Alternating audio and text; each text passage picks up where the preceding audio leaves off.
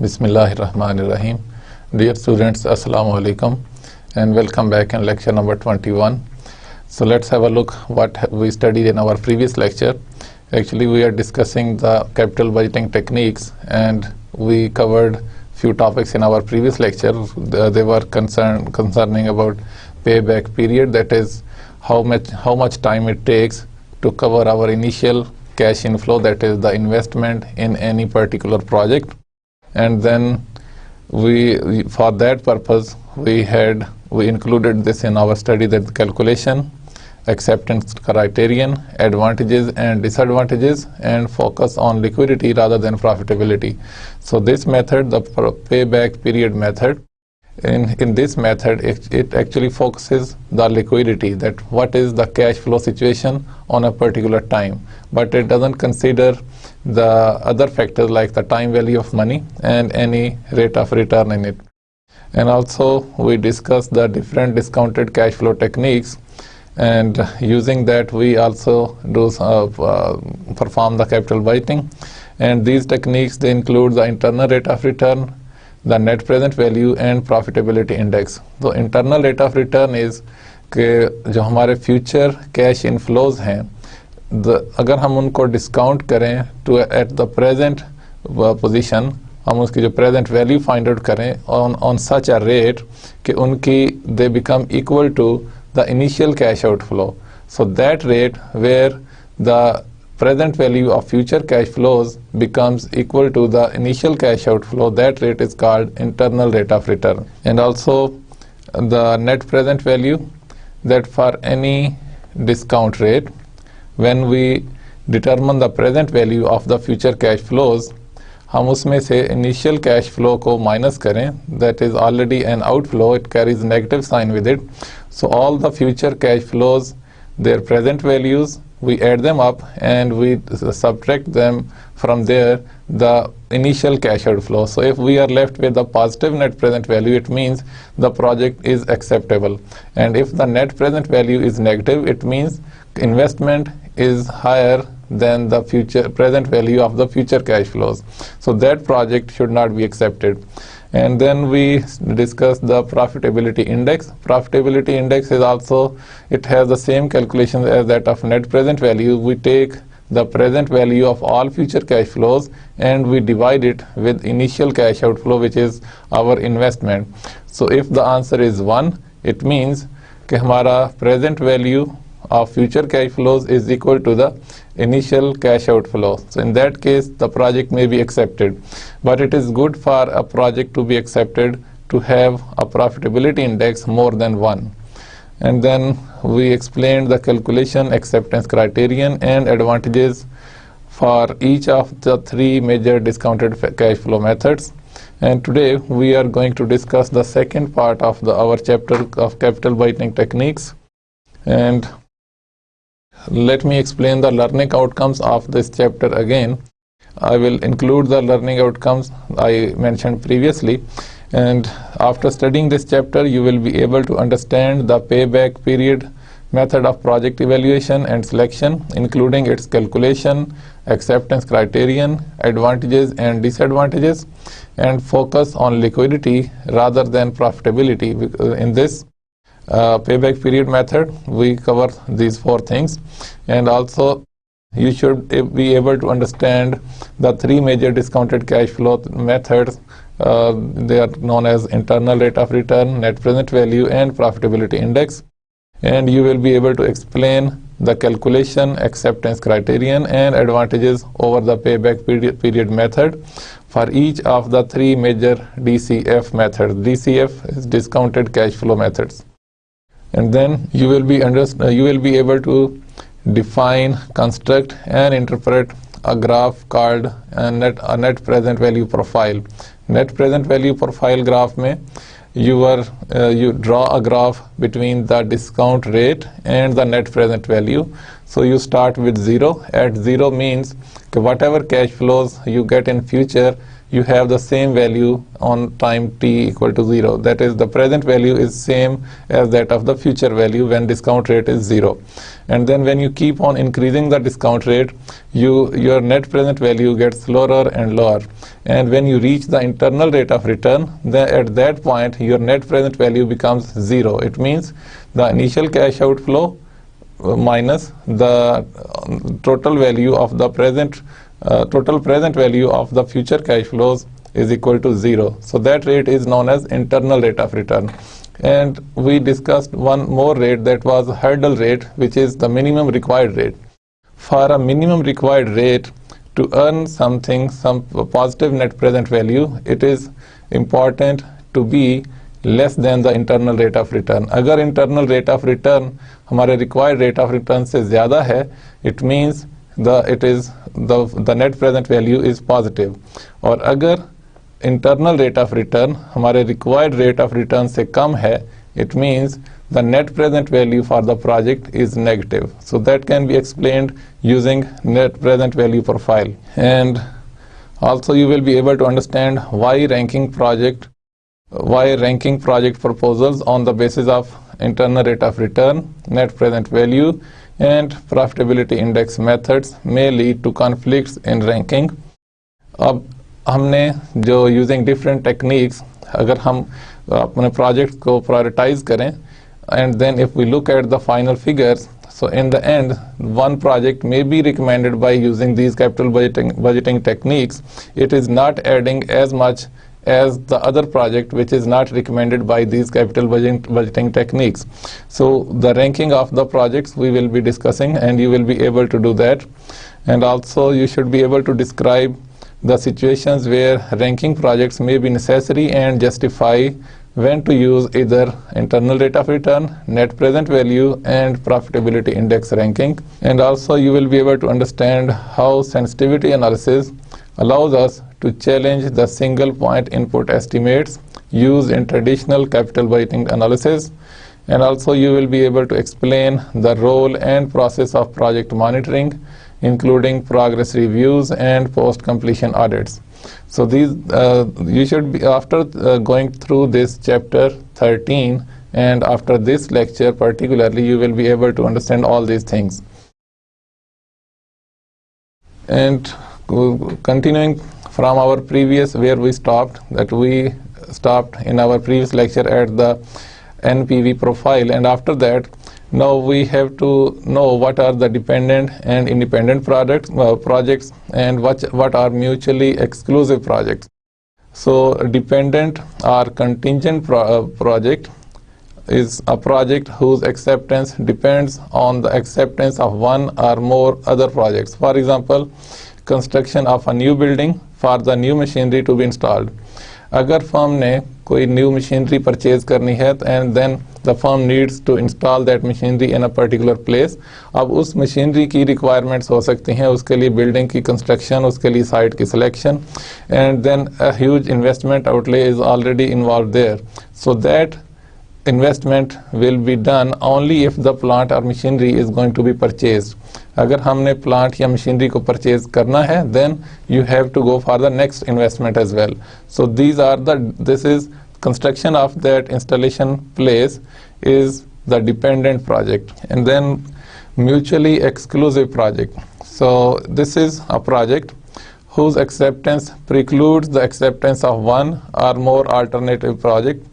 For example, if the firm is considering purchasing a truck from two available options, इसकी example हमने पीछे एक problem में भी देखी थी, where we were discussing the two truck companies, they gave their quotations and the firm had to make a selection among those. One was Rock-Built truck and the other one was Bulldog truck. So out of those two trucks, firm has to select which one is better for the firm. So if the firm decides to buy one of those trucks, then the firm would definitely will not purchase the second truck. So, and likewise, if the firm is going to decide to purchase one computer out of two or three different companies, the manufacturers, so if the company decides to purchase one of the systems, it would mean the firm is not going to purchase the second option. So here, out of different options, the firm has to select one. So that is an example of mutually exclusive project. So in mutually exclusive project, the next slides we are going to discuss, in fact, the mutually exclusive projects, where we have to select one project out of many, or we have to select a combination of projects out of many. So here we have to face with different problems, like हमारे पास जो capital budgeting techniques हैं, like internal rate of return, net present value and profitability index. अगर हम इन techniques को use करके किसी भी 2 या 3 projects की evaluation करें, so using these techniques they may recommend us something else, whereas for the firm it is better to go for the other options. So potential problems under mutual exclusive projects is ranking of proposals using discounted cash flow methods, and it may produce contradictory results in the form of scale of investment. अब इसमें अगर firm के पास 2 projects हैं mutually exclusive, एक में investment है, it is very minor, you can say suppose $100, and the other project the investment outlay is about $100,000. So in this case the results of all these capital budgeting techniques, they will be different than the final absolute decisions the firm would take.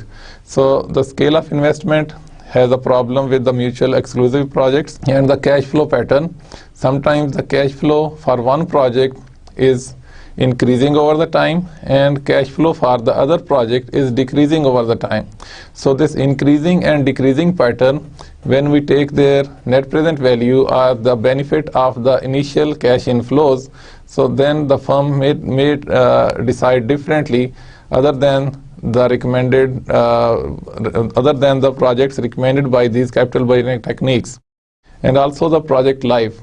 If the project life for the 2 different projects is different, for example, one project is ending after 3 years, the other one is going to end after 6 years, and the investment outlay in both cases, if it is same, and the cash inflows pattern is also different, so in that case also our capital budgeting techniques might confuse us, whereas the firm has to increase the net, the firm has the objective to maximize the wealth of the firm.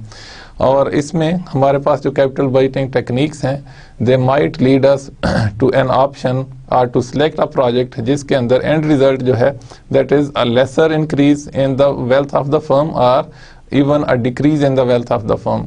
So let's look into these problems. First of all, scale of investment. So if you look at the scale of investment, and we suppose there are 2 projects, one is small and one is large, and we have this example here that the project is for 2 years starting from 0, the present position, and then first and second year, and the project S has an initial cash outflow of $100, and the project L, the large project, has $100,000. So you can see in both cases the scale of investment is different. So our analysis of capital budgeting techniques might recommend us differently. And here you can see the cash inflows after 1 year are 0 in both cases, and cash inflow after 2 years is $400 and $156,250. And in the next slide, if you perform the capital budgeting techniques and if you look into the returns here, you can see here the return over 2 years has gone 4 times, and in case of this project it has gone about 1.6 times, and the internal rate of return in this case is equal to 100%, and in case of small project and in the case of large project internal rate of return is 25%. And if you calculate the net present value at 10% rate, suppose we calculate the net present value at 10%, and then small project has a present value of the future cash flows equal to 231, whereas the net present value of the large project is $29,132. So net present value, as you know, it is the total of the future cash flows, present values, minus the initial cash outflow. And when you take the present profitability index, so it's just that the total of the future cash flows, present values, divided by the initial cash outflow. So we get a profitability index 3.31. Very nice. It's very good profitability index. And on the other case, in case of large project, the profitability index is 1.29. If you compare the profitability index between S and L, that is a small project and large project, so definitely you will prefer the first one, the small project. But if you look into the net present value, so the total wealth which is being added into the firm's wealth, here in case of small project, over a period of 2 years, it is only 231. So with the net present value at rate of 10%, that is the required rate of return, so 10% पे firm की wealth में जो increase हो रहा है, that is only $231. Whereas in case of large project, the net increase in the firm's wealth is equal to $29,132. So you can see here the big difference in the net present value. So in this case, you will definitely prefer the large project. And again, if you look at the internal rate of return, so this suggests definitely to select the smaller project, as the return is quite high in this case.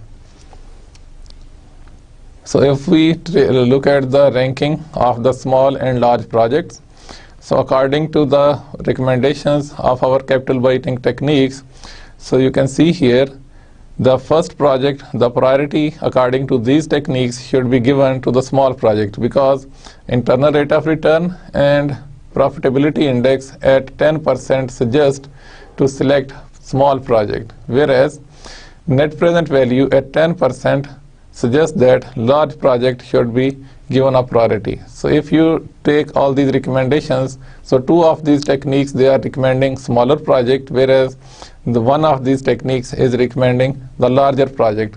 And in terms of absolute dollars, the project L is superior, whereas DCF techniques may also suggest otherwise. अब हमारे पास जो total 3 ये techniques हम use करते हैं, उनमें से 2 of those techniques they suggest otherwise, but in terms of absolute dollar term, so the project L is good for the firm. And the second problem was cash flow pattern. So different projects, when you are going to choose among them, they have different cash flow patterns. They may be decreasing over the time and they may be increasing over the time. So in this case, let's compare a decreasing cash flow project and an increasing cash flow project. So you can see here the end of period, that is at time t equal to 0, that is the present time. In a project D, the investment is $1,200, and in project I, the investment is same. So we take the same investment and different cash flow pattern. So in the first year, the project D produces $1,000 cash flow, and the project I produces only $100 cash flow. And in the second year, 500 and 600, and the third year is 100, and for the project I it is 1080. So you can see here there is a downward trend in the future cash flows, whereas in case of project I, the cash flows, they are increasing over the time. So this decline and in this decrease and increase in the cash flow pattern, it has its implications. For example, हमारे पास जो project D है, इससे जो cash flow हमें available होता है at different intervals, we can use them accordingly in different projects as well. So that cash flow can be used and it can have an opportunity cost, whereas in this case हमारे पास जो cash flow है, it is smaller and it may not be worth using for any other project. So this has its benefit, and if you look at the capital budgeting techniques, how they suggest us, let's have a look at that. So we calculate the internal rate of return, net present value at 10% required rate, and profitability index again at 10% required rate. Which project is preferred? IRR for the D and I, they are 23% and 17% respectively. So internal rate of return, it means कि firm का initial cash flow जो है, to make it equal to with the present value of the future cash flows, we have internal rate of return of 23% and 17% respectively for both the projects. So now if you look at the project, for project D, internal rate of return is 23%, and net present value, if we calculate it at 10%, we have $198. And in case of profitability index, again at 10%, we have the same profitability index. Because the net present value in both cases, it is same. So it means the present value of the future cash flows in both cases is again the same, minus the initial cash flow, which is again the same for both projects. So the net present value will be equal to the net in both cases, and also the profitability index accordingly will be the same for D and I project. And if you take a graphical presentation of this data, so you can have a look here that when the discount rate along x-axis we take discount rate, and along y-axis we take net present value. So when the discount rate is 0, it means whatever the future cash flows they are, they will be taken as it is, and their value will be the same. So in that case, in case of 0, the value of the future, the net present value is mentioned here. And if you keep on increasing, the discount rate, then for every discount rate, you will have a net present value which is decreasing. So with increase in the discount rate, net present value is decreasing. And at this point of the given, which is our required rate of return at 10%, both we have the same net present value. That was 198. And then if we keep on increasing, project D जो है उसकी net present value is at a better position than the present value of the project I. So you can see here 10% के बाद अगर हम discount rate को increase करें, तो it means कि project D is better, whereas if you go behind 10%, if the discount rate is going away from 10%, the return of project I is increasing here.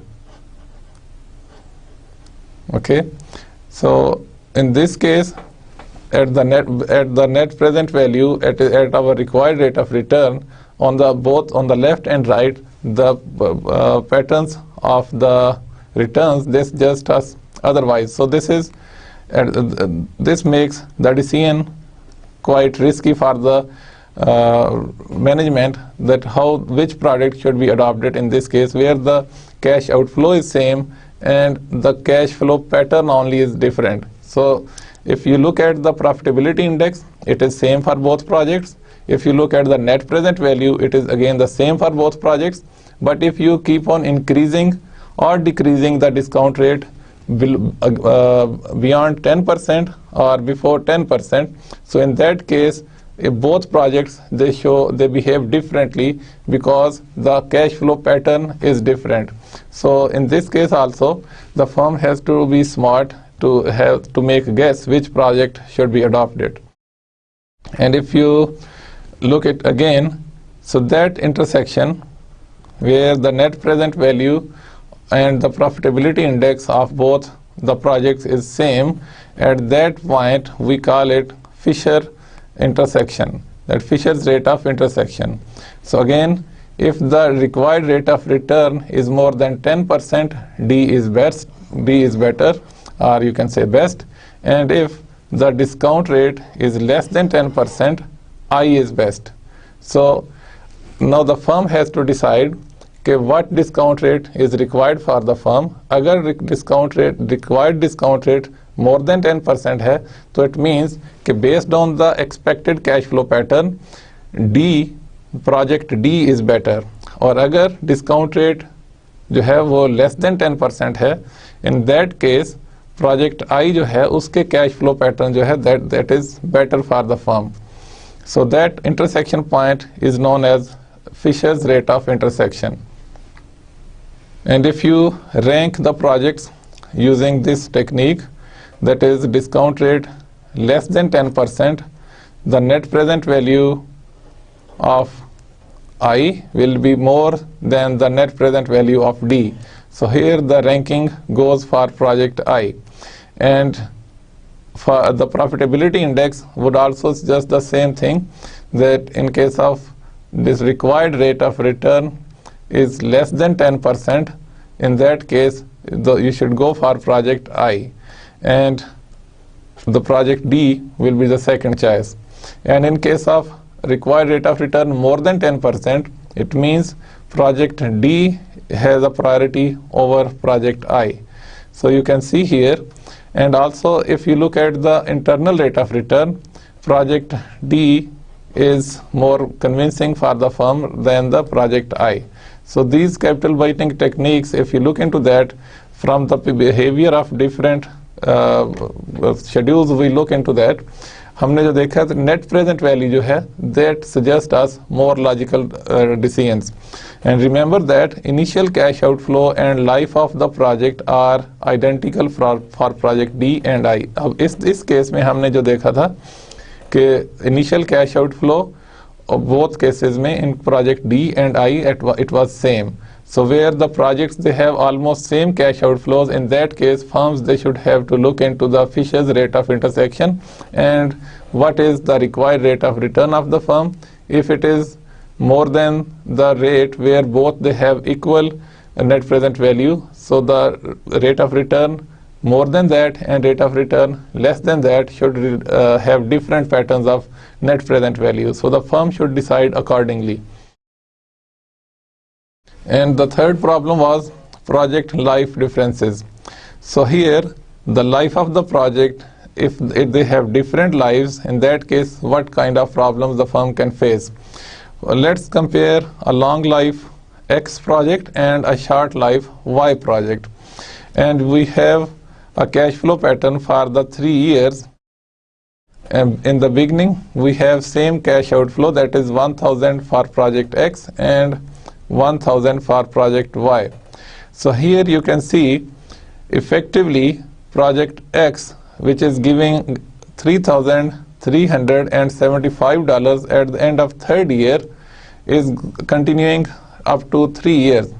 So whereas the project Y, which has in this case has a life of 1 year only, it is giving a cash flow of 2000 at the end of first year. So now let's compare the results of these two. We take the present positions of all these future cash flows for project X and project Y. So you see here, let's calculate the internal rate of return in both cases, net present value at 10% and profitability index in 10%. हमने जितनी भी examples यहाँ पे note की, we took the discount rate or the required rate of return equal to 10%. So for project X, the internal rate of return when we calculate it, it is equal to 50%, and for project Y, when you calculate it, it is equal to 100%, because if you look at here, the outflow of 1000 is doubling in 1 year. It means there is an increase of 200%. So the 1000 has been converted to 2000 in 1 year. It means there is an increase of 200% into that amount. And the net present value in case of X is this, and in case of Y it is lesser, and the profitability index in case of X is higher than the profitability index in case of Y. And now the ranking of the X and Y project. You can see here, according to internal rate of return, project Y is superior than project X. And in case of net present value at required rate of return of 10%, project X is superior than project Y. And in case of profitability index, the results should be same in this case. And project Y's internal rate of return is twice that of project X with same initial cash outflow. So in case, so here a spelling mistake, in case project X cash flow starts after 3 years, whereas project Y provides all cash flows in just 1 year and can be capitalized for future ventures. So in this case you can see here कि project X जो है, it generates cash flows at the end of, you can see here, at the end of 3rd year, whereas project Y generates cash flows after 1 year. So those cash flows which are produced after 1 year can be utilized for the coming 2 years again.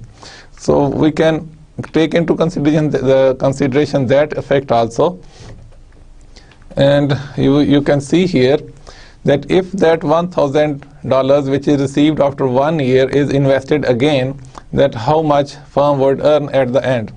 So you can see that initial cash outflow was 1,000, and then the firm received after 1 year firm received $2,000, and those $2,000 if they are invested again, so it means there is no cash inflow after 1 year because we have invested that again. So suppose there is no cash inflow again, so these 2,000 when they are invested at a rate of internal rate of 34.26%, it gets $2,420. And we have assumed these figures, so the internal rate of return in this case is 34.26%. And the net present value, if you take the present value of this cash flow, if you take it at this level at the rate of 10%, so you get the same net present value as you calculated in the previous case. You can see here when we calculated the present value of a cash flow after 1 year, it was 818. और अगर हम उस cash flow को again invest कर दें, it means cash flow is 0, and then after 2 years, that is after total life of both projects is 3 years, so we take that investment for another 2 years, and the firm earns a total of 2,420. So in this case, you can see the net present value again is 818. And how did we get to this point, in fact, to 2,420? Because we have assumed a cash internal rate of return in our previous case that was 100%.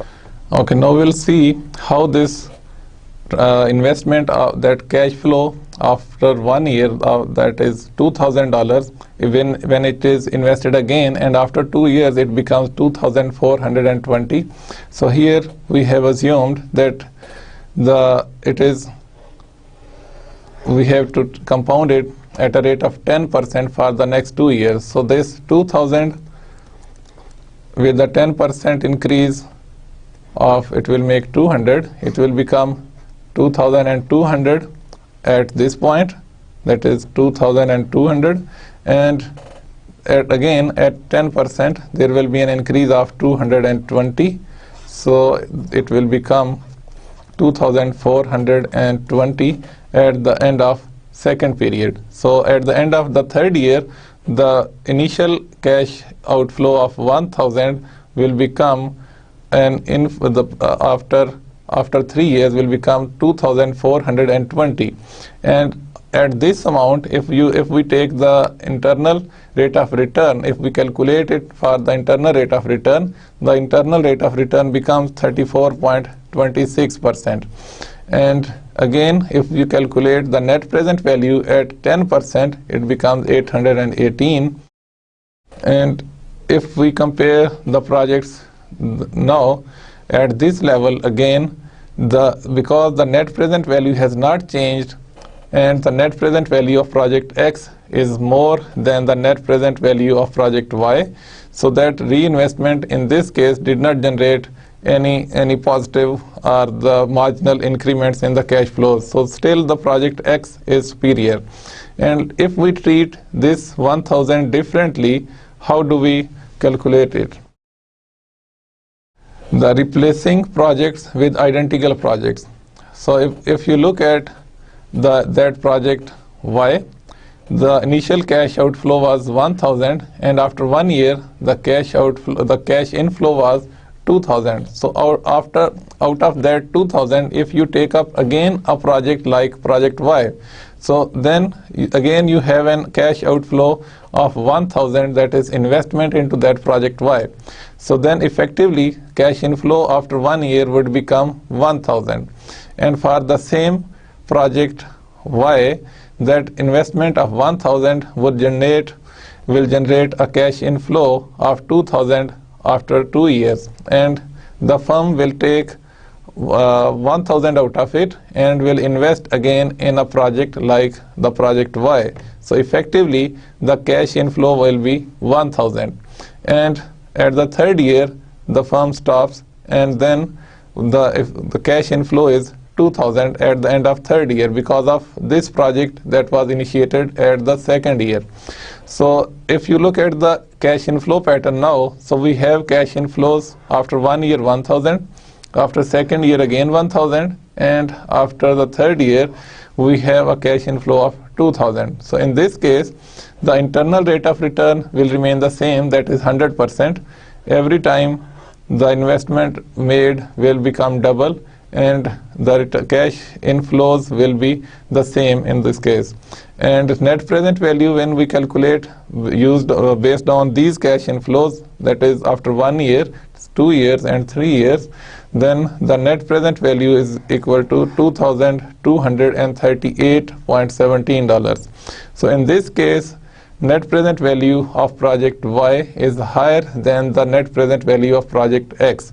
तो अब इसमें you can see कि जो cash inflows हैं which occur before than the other projects, for example in case of project Y, हमारे पास cash flows जो हैं they start right after 1 year, whereas in case of project X we receive the cash flow at the end of 3rd year. So the cash flows received at the end of 1st year can be utilized again for the same project or for any other project where the firm can earn same type of return or even more than that. So effectively if you keep using that cash received initially, so the net present value will become more in project Y and it will be lesser in project X. And now the new another concept, which is capital rationing. So capital rationing, as it is evident from the word rationing, that when there is a limit to the resources, and always resources are limited, so we have to put a limit on everything. For example, whenever we are using anything, we have to plan for the future. अगर पाकिस्तान के पास oil और gas के resources जो हैं, अगर हम उसको proper plan किए बगैर यूज़ करते चले जाएंगे, इट मींस कि for future we are not saving anything. और अगर हम उसको प्रॉपर यूटिलाइज अभी करके नए रिसोर्सेज जनरेट करेंगे, तो it means those resources they are being utilize properly, but at the same time we have to keep them for the future purposes as well. So in that case we have to put a ceiling on every use. And again in this case also, since the capital is scarce in the market, so capital की भी ceiling जो है that will be set in case of the investment proposals. For any proposal, for example, अगर firm की जो proposed investment है that is for $100,000, लेकिन जो budget ceiling है that is for $80,000. So in that case, firm has to select a project where the total cash outlay doesn't go beyond 80,000. So that is the capital rationing.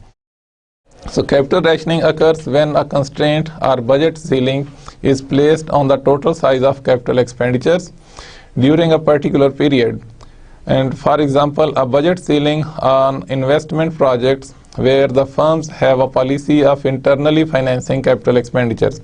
अब इसमें particularly वो firms जो अपने project को अपने ही fund से finance करती हैं, they don't go for any external financing, they don't go for long term borrowing, और they don't go for the equity capital. So in that case they might be using their retained earnings. So then there is a limit, because the investment, the funds available for investment, they are limited, so the ceiling will be set for every new project. So that this is one of the examples of capital rationing. We come to the example that Mr. A from ABC Corporation must determine what investment opportunities to undertake for ABC. He is limited to a maximum expenditure of 32,500 for this capital budgeting period.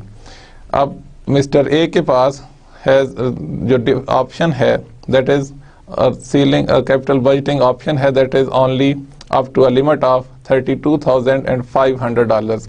अब Mr. A ने, maybe a finance manager at the AB Corporation, has to decide which project to go for or what combination of projects to pursue for the ABC Corporation, such that a firm की जो wealth है that can be maximized under this given opportunity. And if you look at the available projects for ABC, अब ABC Corporation ने, the firm ने जो available options हो सकती हैं under this ceiling, they are determined as projects from A to H, and the initial cash flow or the investment involved in each of this project, and the internal rate of return is given here, that is 18% and all the way to 15%, and the net present values, they have been calculated to this 50 through 6,000 for the project H, and the profitability index are also given. So a data has been prepared, and out of this project proposals, the firm has to decide which project to adopt, such that the total cash outflow doesn't exceed 32,500. And now there are different discounted cash flow techniques which have been used to determine or to make recommendations for the manager which project should be prioritized and which project should not be accepted. So based on this information, where the firm has a cash available $32,500, so the firm can select a number of options out of these projects where the total cash outlay doesn't exceed the ceiling on that capital budget. And now the firm has to decide based on different capital budgeting techniques which projects should be adopted. So if the firm uses or chooses internal rate of return for the firm to invest into different projects, so in that case the projects which have highest internal rate of return will be selected. So in case of available projects, project C has highest internal rate of return, then project F, and then project E, and then project B. So if you look at the total cash outlay in this case, it makes 35,000. So the firm has to invest in these projects if the firm chooses the projects based on the internal rate of return. And the net present value accordingly, if you look at the net present values, they become 27,000. If the firm take up these projects C, F, and E, then the net present value is 27,000. So the firm is adding $27,000 into the firm's wealth. So and then if you in this case, the resulting increase in shareholders' wealth is 27,000 with the cash outlay of 32,500. It means the total would become something in between 59,500. And if the firm chooses the projects based on the net present values of the available options, so in that case, if we rank the highest net present value projects, it is project F with the maximum net present value, and the second one is project G, and the third one is project B. So in this case, the total cash outlay would become somewhere 36 $7,500, but the firm has a limit of $32,500. So in this case, firm can take up only project F and project G, and the net present value of these two projects is equal to 28,500. So from IRR, this method of choosing net present value is given us a higher value. And if we shift to the profitability index, again, if we rank all the profitability indexes and we choose the projects, so these are the profitability index which are highest in the given proposed projects, and out of which the cash outlay that makes our investment equal to 32,000 would be somewhere here, 32,500, and the net present value is maximum in this case, that is 38,000. So you see, if we choose the profitability index, we get maximum of net present value. And if we summarize all these results, so based on the profitability index method, the firm would choose to invest in project F, B, C, and D, and the total value, that is NPV, that is net present value, which will be added to the firm's wealth, will be 38,000. And if the firm chooses net present value, the addition would be 28,500. And in case of internal rate of return, the value addition would be equal to 27,000. So the profitability index generates the greatest increase in shareholders' wealth when a limited capital budget exists for a single period. So you can decide among the different available options if your capital is limited. So you have to do the capital rationing, and you have to use this technique such that you can maximize the addition to the firm's wealth. And now we come to the single point estimates and sensitivity analysis. So we have different variables involved in this technique, that is, when we calculate our profitability index, net present value, or internal rate of return, and when we link it with the initial cash outflows, so the future cash flows, they are very much important. So in that case, we have a sensitivity analysis, a type of what if. We have to install questions, what if, what will happen if the variable changes like this.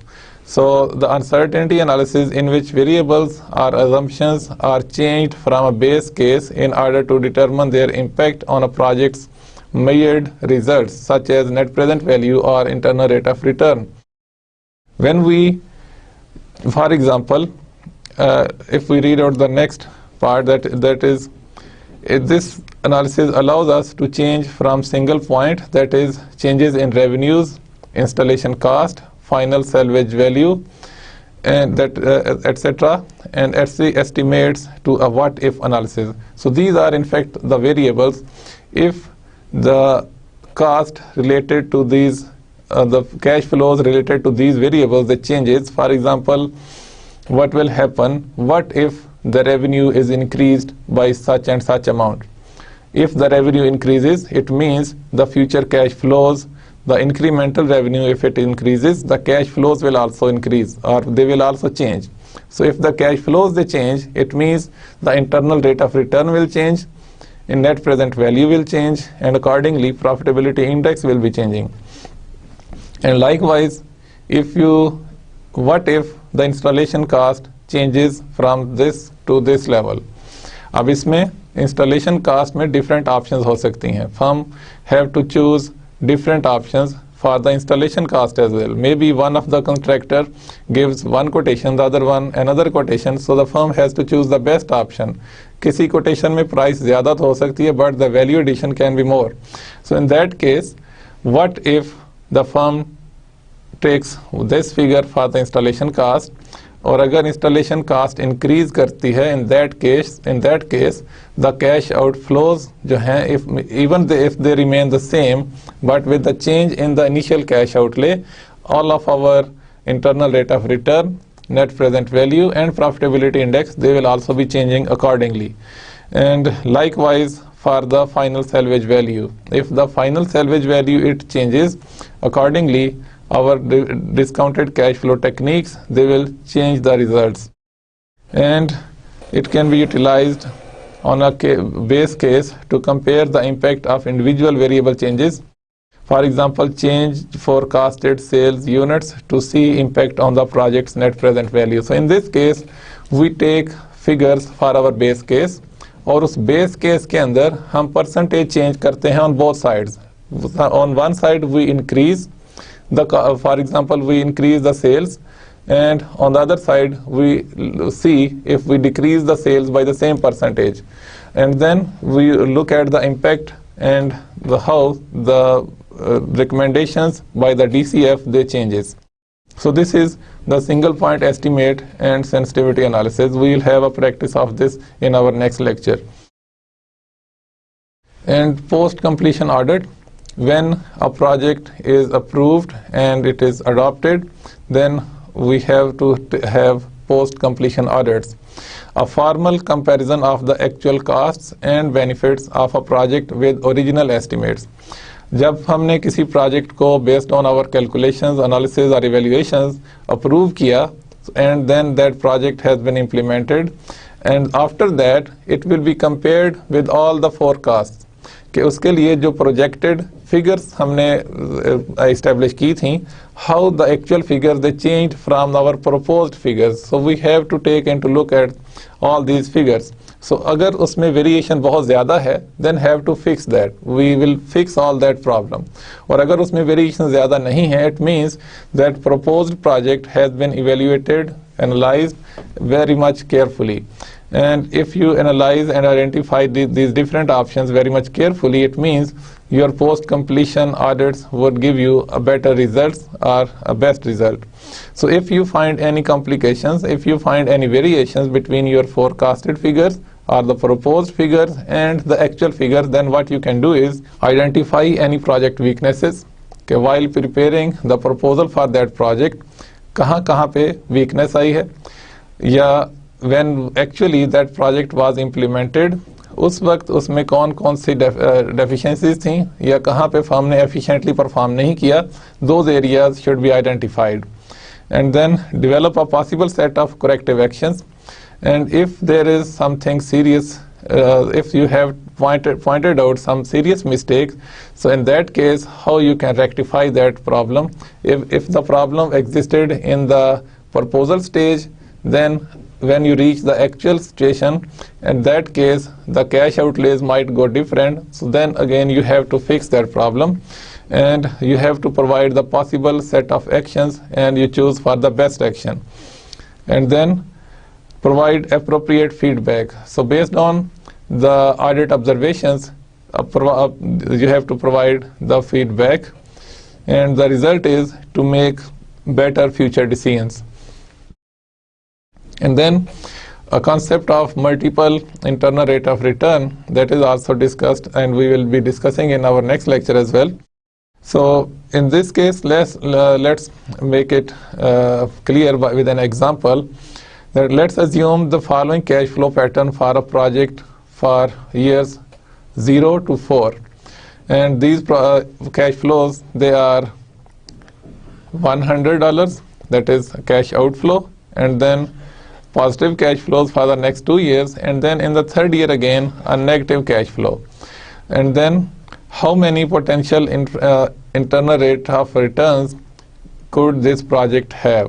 अब अगर cash flows pattern जो है that changes its sign from positive to negative, it means कि उसका internal rate of return जो है they will also be more than 1.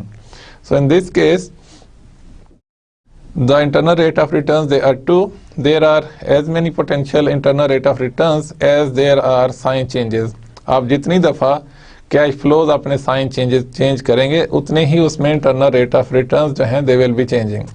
So in this case if you look at the number of periods, that is 0, 1, 2 and 3, and the cash outflows, that is in the beginning there was $100, and the next year there is a positive cash flow of 100, and the second year there is a positive cash flow of $900, and the third year there is a negative cash flow of 1000. So you can see here the signs attached to these flows are changing. In this case there is a negative sign, here it is a positive sign, again positive, and a negative sign. So in this case there will be at least two internal rate of returns. So when we calculate the net present values, so हमने इनको net present values को is this internal rate of return और this internal rate of return पे determine किया था. Or when we calculated these rate of returns, so we could draw this chart here, that when the discount rate is equal to 0, the net present value of the cash flows is according to this position, and then when it is taken at point at somewhere here, it is maybe 50%, it was at this level somewhere around 60 or 65, and then if you calculate it at a discount rate of 80%, it will reach this point, that is somewhere around 60. And accordingly, if you keep on increasing the discount rate, you will reach a point where, for example, if you take it at a 200%, this point is here, and if you reduce a little bit, it will reach equal to 0. So there are 2 points of internal rate of return, that is when you get net present value equal to 0. So when you keep on increasing the discount rate from 0 onward, so there will be 2 points where the internal rate of return can be found. So that rate where the net present value becomes 0, because we had two negative signs that were associated with the cash flows. So accordingly, there were 2 internal rate of returns. So that one was at this level, 12.95%, and the other one was at 191.15%. So the number of negative signs you have in a cash flow, accordingly you will have internal rate of returns for that cash flow. And for your practice, you can calculate it for these different discount rates, that is 12.95%, 50%, and 191.15%. So you can use your scientific calculator, or you can use the appendix given at the end of the book, that is table 2. When you will calculate the present value, you will be using table 2. So you can calculate all these figures, and you can plot your own graph in your books, and or otherwise you can have a look into this graph, and you can see there are 2 internal rates of returns when there are cash flows, when they are changing their signs associated with them. And for today's lecture, we discussed and we tried to understand why ranking project proposals on the basis of internal rate of return, net present value, and profitability index, they may lead to conflicts in ranking. अब जैसे हमने आज की practice में भी देखा कि हमारे पास जो रिकमेंडेशंस थी डिस्काउंटेड कैश फ्लो मेथड्स की, they were different under the different techniques.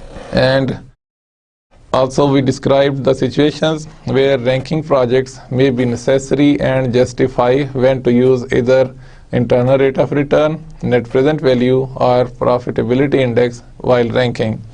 And also we try to understand how sensitivity analysis allows us to challenge the single point input estimates used in traditional capital budgeting analysis. And we try to explain the role and process of project monitoring, including progress reviews and post-completion audits. So this is all for today. Inshallah, see you in next lecture. Till then, Assalamu alaikum.